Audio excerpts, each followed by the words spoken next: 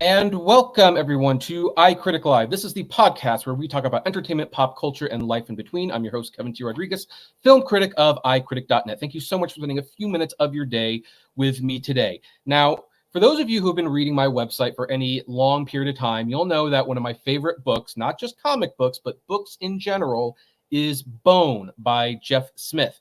He has released a new collection of stories, Thorn, which I'm sorry you can't see very well, which is the comics he did in his college years. And I decided I wanted to have Jeff on to discuss these old comics as well as the many versions of Bone that we have not seen successfully adapted into media.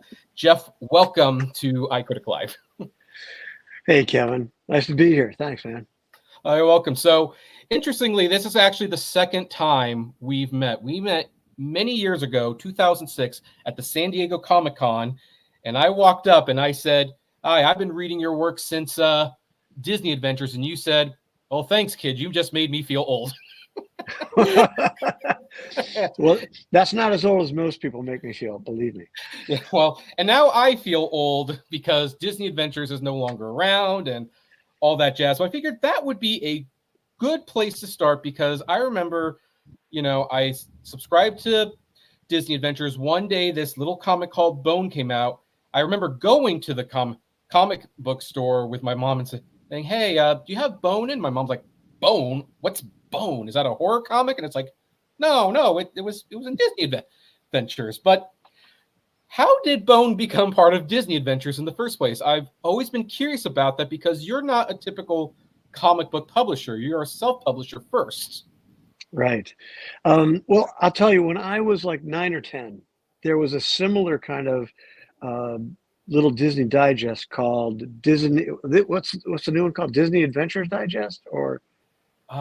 I think it was Disney Adventures Digest. Now that I think there was another one. There was some other Disney Comics Journal Digest, something like that.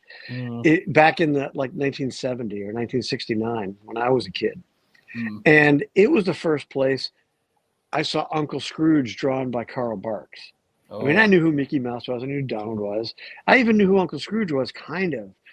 But they would put these comics they would open up every issue of this little Disney Digest with an Uncle Scrooge comic by Carl Barks. And they would go to the bottom of Atlantis or to some country in South America. They were always traveling somewhere. And the drawings were exquisite. I thought they were the best comics ever.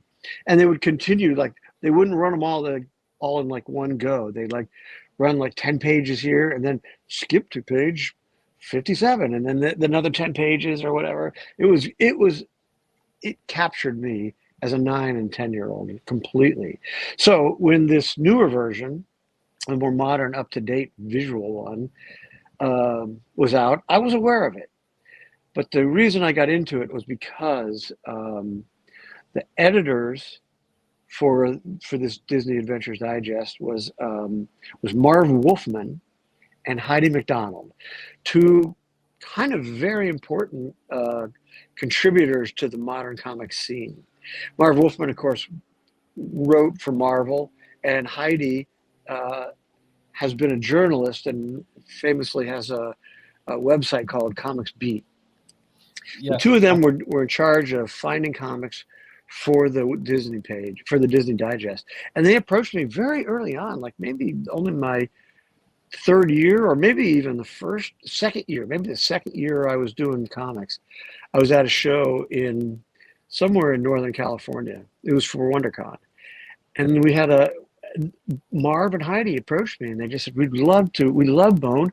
I think I had maybe 3 or 4 issues out by then. I can't remember, maybe 6. But they wanted to run them in Disney Adventures Digest. And I was stunned. I was like, really? You don't run anything in there that's not owned by Disney? And they were like, well, we want to. We really think this is an interesting comic. We really want to put it in and we think kids will like it. I did have to negotiate with them because they did want to own it, but I didn't want to sell it to them. But they still decided to go ahead. And so we had an agreement to go ahead and print the first 6 issues, I think, which was like the same material that was in the first graphic novel out from Boneville. Right, although they a little bit. Yeah, so they did that, and it was, I was a huge Mark Wolfman fan, so, and I was a huge Disney Digest fan, so I was like, I'm in. So we did it, and it was very popular. And I remember talking to Heidi 15, 20 years later, and she said, we still get people writing in and asking, why don't you put more Bone comics in? Because we only did it for the one like arc. Yeah, yeah. I think it ended with, if I recall, with Phone Bone strangling Phony and the hooded Exactly. like, "You will one day be mine," if I remember this correctly. Yes, that was the way the first trade paperback ended. They did, Mhm. and they reprinted that, and I'll tell you, it changed my life. I mean, that was when it just everything started. Stores started ordering heavy. I mean, it was really something. So it was early on. It had to be like the second year I was doing Bone. It was Yeah, a great deal of fun for me. I love Marv and I love Heidi, but it was really really fun. yeah, yeah. Well, obviously, I'm the one who I discovered Bone through the Disney Adventures, and then went to the comic book shop. And I don't know if you will take offense to this or not, but when I recommend Bone to people today, and by the way, I've bought the book for all my nieces, all my nephews.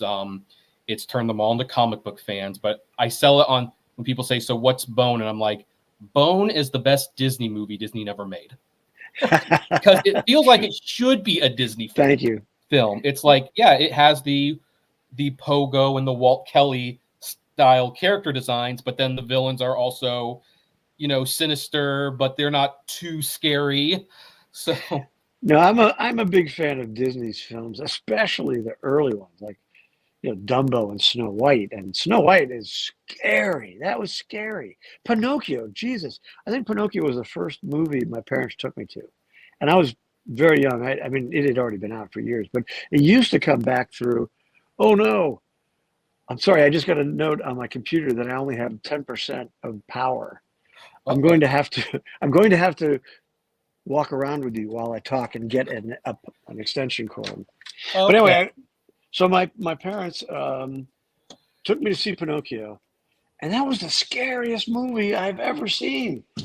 Good Lord. I mean, people are getting eaten by whales, and the fox and the cat were not friendly. The Stromboli, the puppeteer, a nightmare. I mean, I think they took me, and I was like maybe 5 or 6 years old, and I was just like traumatized, but traumatized in a good way. Yeah. Like, I was like, I need more of that, Yeah. much I, more. I find it interesting that this is kind of off topic, but how all the Blu-rays and the 4Ks of Pinocchio have like an anti-smoking ad because characters smoke in the movie, and it's like, why do they even bother? The movie itself is an anti-smoking ad. Have you never seen a kid's reaction to Pinocchio smoking that cigar? Yeah, no, it's great. No, it's great. And kids can handle that kind of stuff way better than many, many, many adults understand. I mean, Yeah, it's just ridiculous. yeah, yeah. No, well, I remember. I get complaints about that all the time. Oh, Smiley smokes and Phony Bone drinks beer in a bar. Yeah, Kids know that that's what adults do. You think they don't see you, parents, actually drinking beer and smoking? Well, not so much smoking anymore. I don't smoke anymore. yeah, yeah. My parents never smoked, and they didn't start drinking beer until I was out of the house for various reasons. But it is silly that your book is challenged on those bases and those were actually some of the things that Disney kind of altered. Like they took out the cigar and they were drinking root beer instead of beer, silly stuff like that. But Yeah. you, whatever. The whole banned books or challenge book things, I should say, is getting Sorry, I'm trying to get my out of plug. control. Oh, that's fine. To our podcast listeners who are going to listen to this in the podcast form, they're not going to see what you're doing anyway. Okay, good. I'm just talking. Yep. To them, you're just talking. So, yeah. So I don't know. It's always, well, I'm glad you didn't sell the Bone character to Disney because obviously you would have had to have done it their way. It might not have ever ended for starters, and they would have done their own direction with the story. But Yeah, it was. They tried to buy it a number of times, not just the once. All right. oh, yeah, There was a lot. I won't go into all those details because they get pretty nasty. right. Well, the only question I'll ask about that was, did they ever make you an offer where it was tempting to say, "Oh, he's gone"? So, folks. Oh, you're back. You're back. Yep, you left for a Yeah, second. I'm getting low on power. I'm trying to plug into something somewhere here. Yep. And folks, this is what's so fun about doing things live. The last interview we did was our first on-air cell phone pickup, and this is our first battery charger search. So you never know what's going to happen when you do it live. Yeah, I was using my computer all day. I was working hard. That's what it was. Oh, working on a new project? Well, right now I am. I did an actual children's book. Let's see, does that work? Yeah, that's all right. I did an actual children's book called Little Mouse, and it was. Sorry, I'm looking behind me. I've got I'm down in Key West right now, and my wife and I are remodeling it, and this is. There's all sorts of wires sticking out of the wall, but that's okay. We don't have to go into that. What were we talking about? The only question that I asked about Disney buying it was, did they ever make you an offer where you paused and seriously considered it? No. So they never, as the Godfather would say, made you an offer you couldn't refuse. Not even close. We're talking like in 1992 when Bone was just starting to get attention by people who could kind of tell that it was going to be big. It was a good thing. And they wanted to do it. They wanted to do a show and they wanted to buy it. And then they made me the offer. They wanted a complete rights to it for all of the universe. And I think that term was in there. And they didn't even offer me enough to buy a car. Ooh. Not even a good car. And I was just like, guys, forever? No, I won't even say the number because it's just too. I've got an idea what that number is now that you've said not even a good car. So because we're talking about 90 prices, right. That's a defensively low offer. It was a very low offer, and I didn't respond to it. And then they called me back and they were panicked. They said, "Well, we can't respond to it if you don't respond to it." And I was like, "Well, I'm not responding to it.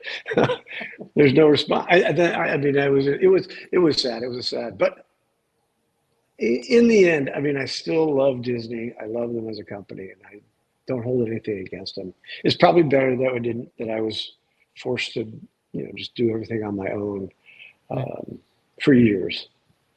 Yeah, well, we can still love Disney, but they were just doing what any company would do, especially under the Michael Eisner era. I'm not saying Eisner was personally involved in this, but Eisner was notoriously cheap. Like he didn't want to bring in Destiny's Child because he wanted to grow his own musical acts, and had he brought in Destiny's Child, then Beyonce might have been signed with Hollywood Records. So there's a history of them being too cheap on things like that.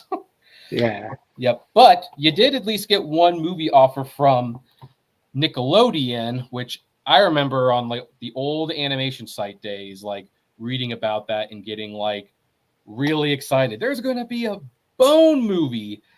And then it got canceled. And I heard some radio podcast where you were sharing the story. I wonder how much of this I can get right, where it's it's not going to be with Nickelodeon. I didn't appreciate some of the child voice actors. They wanted to put pop songs.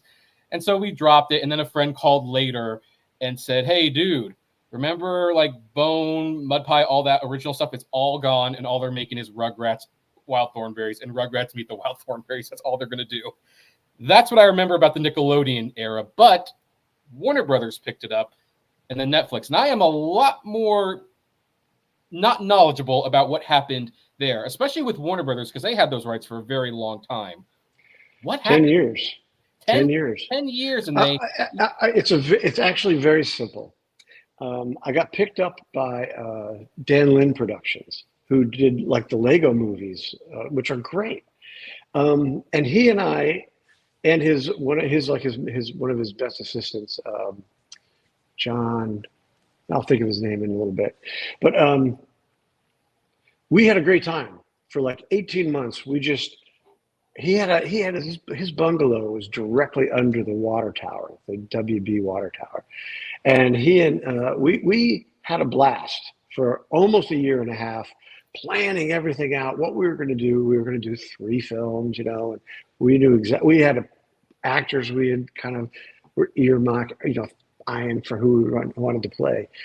And then the Australian government said, because it was what was their name? Animal Logic, I think was their name. And they had done the Happy Feet movie, and they're Australian. Oh, okay. Yeah. Now the Australian government contacted Warner Brothers and said, hey, we are going to make the movie with, I have some food being Grubhub to me. I might have to just step out and grab that in a second. But because it was Animal Logic, the government of Australia said, we will pay for like a huge portion of this thing, of the production. Can you just put it down here? I'm sorry. I'm stuck. Thank you. Sorry, I thought that was my Grubhub guy. I was signaling to him through the window. I like trying to show him, here's the cord to my thing. I can't unplug it. I have no power. The Australian government had some big tax give back that was huge. I mean, it was pretty much going to pay for a giant chunk of the budget. And so, of course, Warner Brothers like, bring it on. But the thing was we had to have the production company, which we already had, Animal Logic, but we also had to have an Australian director. And they just picked a director. And I won't say who it was. He was a nice guy. I liked him, and I liked some of his other movies. But he did not know what to do with Bone. And everything that was good about working at Warner Brothers just kind of got lost as we slid downhill. And eventually I just said, don't bother calling me anymore. I don't need to be part of this. But the contract was Warner Brothers has control of this until 8 years, for 8 years, once they buy the rights. And at some point they had said, this is why I stepped out. Because they decided to buy the rights, even though I didn't agree with any direction that was happening. Nothing that was good was happening. And this director was not capable of doing this. So they just purchased the rights with no green light and no plan. And so that was it. I was out. But they had 8 years to put the movie in production. But Dan Lin did tell me, I promise not to make this just to make it. If I can figure out a way to make it and it's a good movie, I am still going to make it. So we parted on good terms, barely. And I had to wait 8 years. They had a hold of the rights and didn't even talk to me about it. So anyway, that's the story of Warner Brothers. And once the 8-year mark hit, the rights revert back to me. But part of the deal is this too much inside baseball shit? Oh, no. I'm okay. Okay, so part of the deal is when you signed a contract, and this has happened to me a couple of times. So they say you get the rights back, but you have to reimburse us for every cent we spent, including what we gave you. But that's not really a problem too much, because when the next people come in, like Nickelodeon had that same clause in their contract, and Warner Brothers paid them for it, and we moved forward. So I think there was even another studio in between the two of them. I think it was Sony.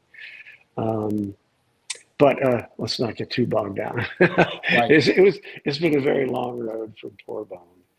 But after the contract ceased, they did not put it into production. The rights reverted to me, but I still owed them 10 years of money that they'd put into it. So, and so Vijay and I, my wife, my business, and my partner, we just said, you know what? Let's just not tell anybody about this. Let's just pretend this doesn't even. We're not going to make a Bone movie. Let's just not talk about it because it was not a fun process. It was a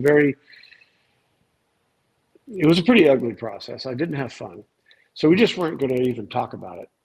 But word got out immediately, and we were getting calls from every streaming service because this was when all the streaming services were all up and really just getting going. And we heard from everybody, Apple. Yeah.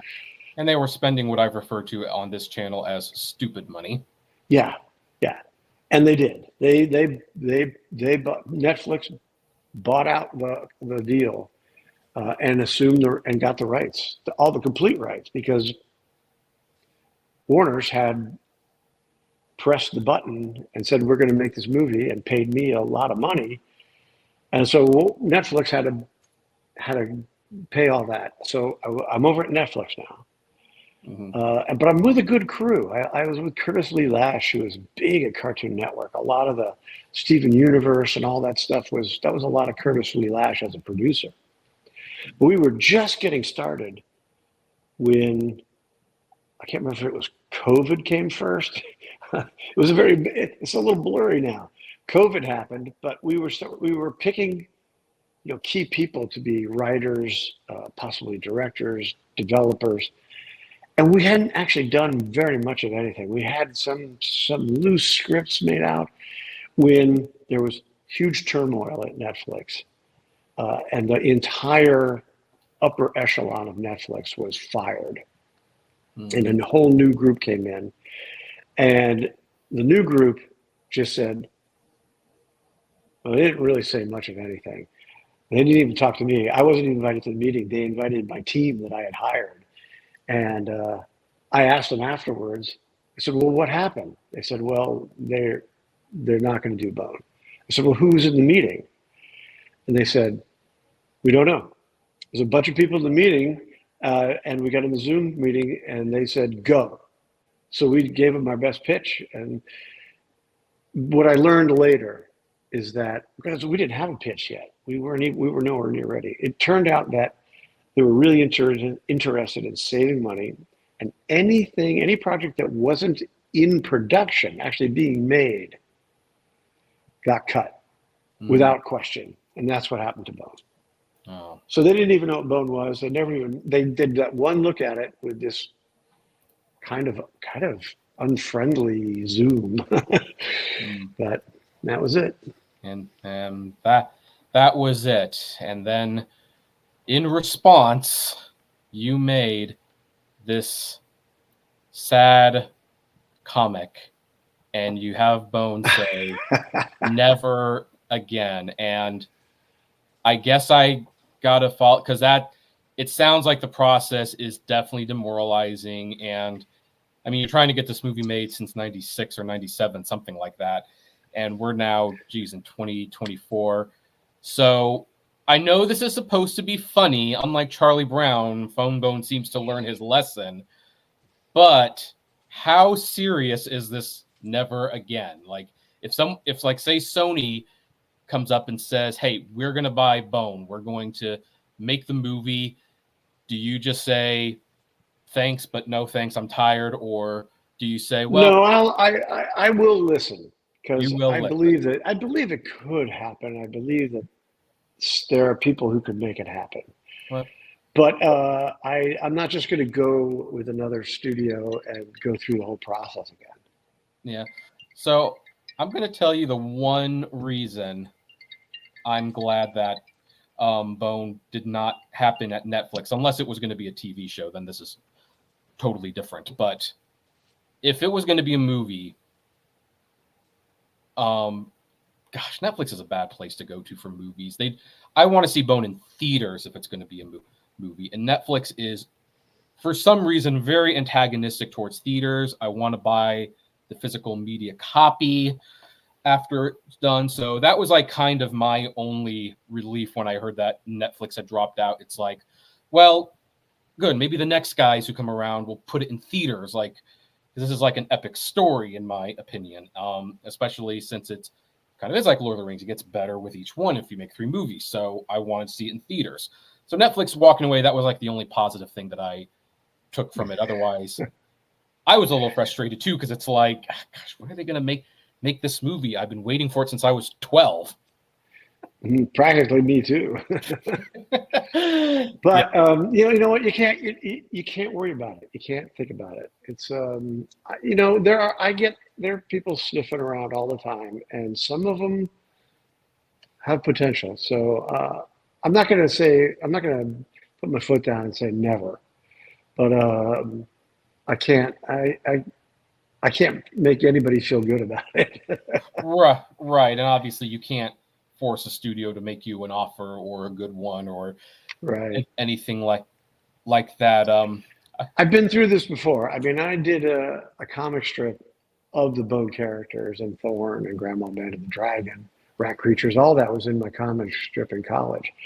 And I tried to syndicate that, and I couldn't do it. And I just kickstarted a collection of all those books. And you know what the common thing in all the comments are? I can't believe you couldn't get a. Sorry. I got neighbors walking by waving to me. Well, yeah, why wouldn't this be in the newspapers? Like, it seemed like none of them, they go, the main thing, they all said, sorry, we don't think this will work. We don't like fantasy. We don't like the mixing of cartoony and the humans. We just don't think that'll work. Well, one of the big issues, because I used to run a website called thecomicbookguy.com. And one of the things I was critical of was the syndicated newspapers, because they were always adverse to change. Like, they got their favorite series in there in the 60s, 70s, and 80s. They were consistent moneymakers for them. People didn't send letters. And so they were always hesitant to bring on a new series. And then the few times they tried, they'd get Calvin and Hobbes or Far Side. And I mean, those are great comics, but then they flame out after 10 years. And it's like, well, why do we want to deal with that? We'll stick with the ones that chug along for 40 years. But you did decide to kickstart those old comics. This is, by the way, folks, what I'm holding is the leather-bound edition that you could only get on Kickstarter. I got what number did I get? I got number 6 of 100. Does that mean I was the 6th person to Kickstarter? Or did you just give out the numbers randomly? I don't know how they. I have a small staff of a couple people that. Okay, well, I got number 6, and that's a pretty low number, though. That's a very low number. That's one of the lowest numbers I've ever gotten for one of these limited edition things. And yeah, folks, you can't get it if you miss the Kickstarter. You're going to have to get the paperback on preferably a bookstore like Barnes & Noble or something like that. But one of the big questions I have about this collection is because, you've actually shared sneak previews of these before, like with the Image Comics holiday special, where you would actually put some old comics in there and you wrote some commentary. But I remember someone asking during one of the panels I went to if you would ever publish this, and you basically were adamant, no, those comics are old. I'm embarrassed to look at them, and you don't want to read them. And you were pretty adamant. I did not. Really? I did not. You did. It sounded like you were adamant that this would never happen. So I was. So, but, so what happened? Well, it's just time has passed, and we did a Kickstarter for my new book, Tukey, for the first 2 books, and it contributed to. It went gangbusters. We were shocked, and so then my staff, who we've worked, we have Kathleen Glosen and Tom Gott work for Vijay and I, and with us, and they were like, especially Tom was just like, we got to do Thorn, and Kathleen too. And I finally was like, all right, well, I kind of gave in a little bit. Well, something else, there was like some kind of like comic scholar from Germany I had not met before, wrote a letter, and he was going to write some big article about Thorn and kind of was asking permission to reprint them. And I was like, well, we're about to reprint them. Do you want to just help us do this? And he did, and he's in the book. He does that interview with me right after the comic section. Gary Weishahn. It looks like a crazy bee or something, but it's really pronounced Weishahn. Anyway, I noticed that. Anyway, I read the books. I think I thought they were terrible because the syndicates all hated them. And I guess I kind of thought, well, they must really not be any good, even though they were very popular in my college paper. I mean, I was one of the few parts of the newspaper that got, really favorable, supportive letters all the time.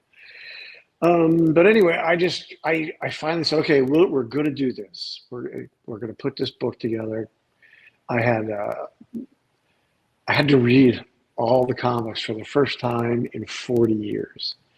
And Loki, well, thank you. The newspaper cover is really charming, Loki says. I didn't know. I thought they were terrible. And I started reading them. Well, first we had to go to OSU to the Library of Comics and Art, and because that's where I donated them all there, and I had to get them all, and scan them, print them out, and then read them. 40 years later, they were nowhere near as bad as I thought they were. I mean, they're still a little. They're not bone, but they're not horrible. They're not horrible. They're okay, and they're definitely okay if you want to see like this step into development. This is on its way to bone. I think that's actually pretty interesting. So we did that. Yeah, the thing I find about it too, it's like, because you reuse some of the jokes and stuff. It's like, okay, you can kind of see the building blocks, but it's not quite what it ended up being. Still, they were structured very differently than the comic. Yeah, I in the introduction I say this, and I actually really believe this. Bone is like a novel. I mean, it's a novel. It has a beginning, it has a middle, and an end. And it's very clear about what the story is the whole time. Thorn was, as a comic, still starred the Bones and their friend Thorn and Grandma and the Rat Creatures and the Dragon. But it was more like the Sonny and Cher comedy hour. It was a variety hour. Yep. So you'd get little bits of the story, but then you'd have, a satire on Ronald Reagan or the moral majority, or there'd be just, gag jokes for a whole quarter, just trying to see if I could be funny. Yep, and even you read it on the fun sometimes. Yeah, it's all right. I mean, it's all right. It's all right. I was very pleased to read it, and it was not as bad as I thought. Yeah. Well, no, it's not. It is not bad. Like I said, I found the whole thing very fascinating, and there were some very funny gags there. And yeah, you could see where it was going. Like, I actually remember this comic strip with you talking to the Bone characters on the TV. I remember that from the Image comic print. And Bone is such a novel-like thing. I'll share a story. I used to have a book club, and I ran that for like 3.5 years. And Bone was one of 2 books that were illustrated that we read. Wow. And that was the one that, by the way, I got the most resistance on from everyone else. They were kind of like, that's not a book. That's a book. No, they were saying it. That's actually what they were saying. They're saying that's not a book. But most of them were singing a different tune after it had been read and it was time to discuss. And one of my friends even admitted months later, like, so I didn't want to admit it, but I really liked Bone, but I didn't want to be seen as being a comic book lover. This was like 8 years ago, by the way. Well, I've heard that story many, many times, so I relate. I know what you're talking about. Yeah. The other one we did was Blankets. So those were the 2 graphic novels that we did in the book club. I'm a big fan of Blankets. I like Blankets. Blankets is excellent. I love that one. So. Also, what I love about this little Kickstarter thing is I love these little insert comics of little 10-year-old Jeff Smith or however. They're reproductions of the little comics I made when I was like between the ages of 9 and 14.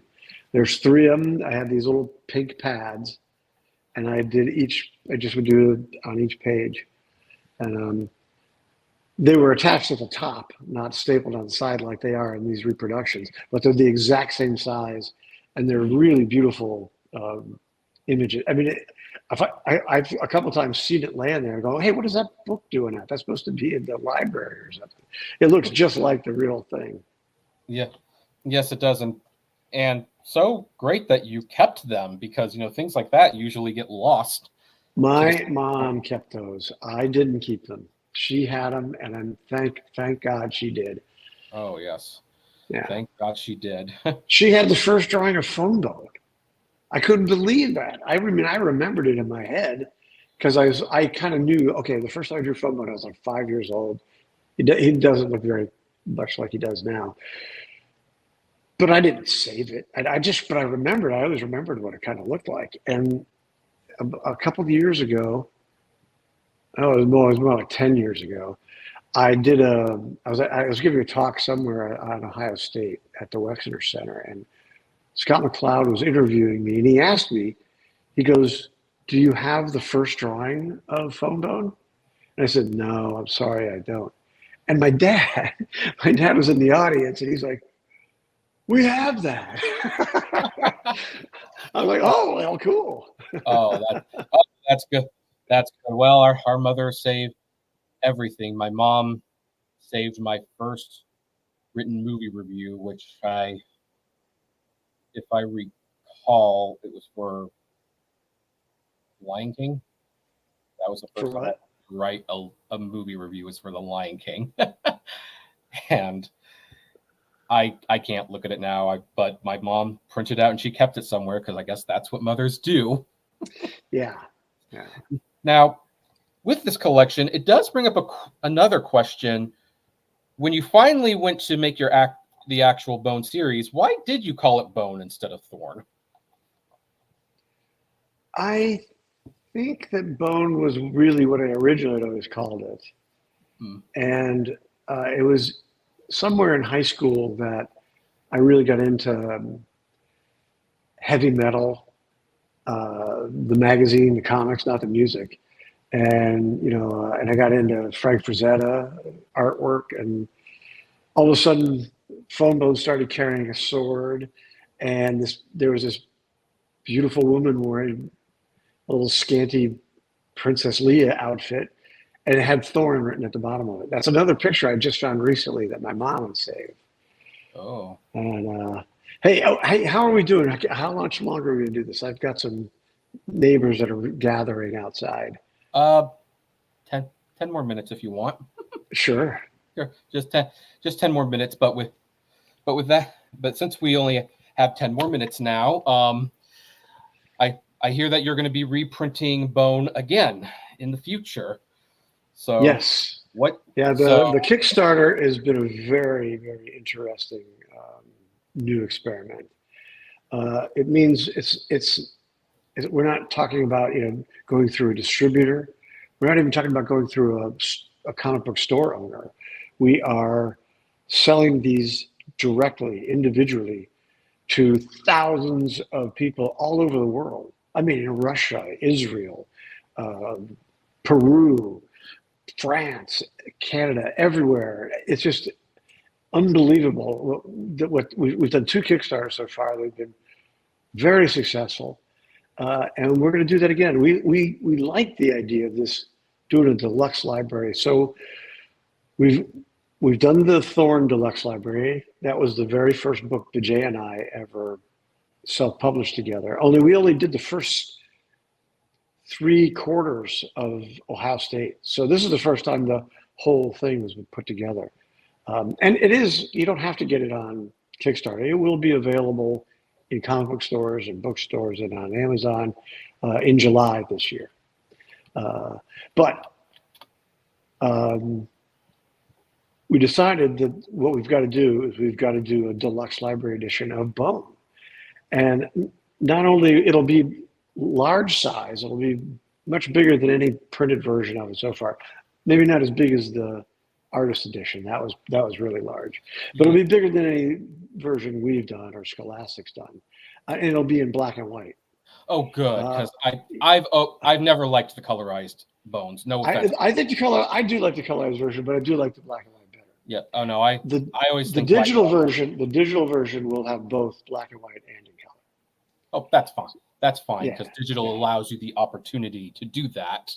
Yes, yeah. So So it's going to be black and white, but it'll have the this bit that we started in the Thorn books called Tales from the Inkwell, which is just kind of all the behind the scenes stories and what was going on and what we had to do to get things to happen.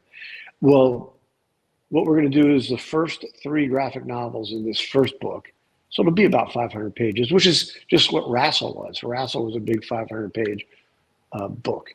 Mm-hmm. But we'll have either in a separate book or in the back of that book will be all the story of what Vijay and I had to go through just to form the company, to find out how to sell it, how we met comic book retailers, and the first shows we went to. We're going to talk about all that stuff, and we're going to have lots of pictures and stories. It'll be fun. Oh, sounds wonderful. Well, I will definitely be contributing to that Kickstarter when it happens because I haven't. Thank you, Kevin. Yeah, because I haven't bought this book enough times. Yeah, I know. I'm like this though. Like I've got, how many versions of Star Wars do I own? All of them. Don't even get me started. I've got 4K, 3D, and you know, well, maybe not the original. Well, I kept the original DVDs for the special features because they didn't port them all over. So, and I just finished editing a review for like the big Disney 100-year box set, which will go up on Monday, folks. That was a process, and it's like, and how many times have I bought the Disney movies before? Like at least 3 times. Including VHS. I'm in the 4 to 5 there. Well, I guess 4 then, but my parents mainly bought the VHS, so. True. Well, anyway, since you do have a gathering outside that I don't want to keep you from, folks, if you want to look, oh no, don't worry. Like maybe when we get close to the Kickstarter, we can do this again sometime. I don't know. That'd be nice. I would like to do that. If this wasn't too bad. Folks, this is his website, boneville.com. This is where you will find his store, his blog, announcements. See, there we are. The creator and the guy who asks too many questions. And I will always have too many questions to ask. Jeff, don't give me 1 minute after end the show because I do want to ask one question off the record. But everyone, thank you for joining us. And if you are watching this live on YouTube, we'd like to know, we do have one question from a fan. Are you going to make it out to Comic-Con this year? I know I won't, but... I will not make it this year because I'm still recuperating. I had a heart attack last year. Oh, yes. How are you doing, by the way? I'm fine. I'm doing very well. I'm pretty much 100% recovered. You scared us with that one. Well, I scared Vijaya too. She kept me alive and called the emergency squad and she actually kept me alive. They were telling her what to do until the EMTs got there. It was a very close call. I got very lucky. But we decided, let's just take this whole year off. I didn't even go to CXE, the festival I started with Lucy Caswell and Vijaya. But next year I will be back at Comic-Con. The only show I'm going to do this year is I can't remember the name of it. It's in Houston. No, I wouldn't know. I'm in California. Well, I don't know. It'll be on my webpage if you guys boneville.com. Yes, go to his website. So. And Momo Doc, love listening. So anyway, folks, if you're doing this on YouTube, comment below, like, share it. And if you are listening to this on podcast form and you are not yet subscribed, let's make it official. Subscribe on Spotify, Apple, Deezer, no longer Google because they're killing another service. So thank you, Jeff, for joining us. Thank you, Kevin. It was really nice talking to you. All right, man. Well,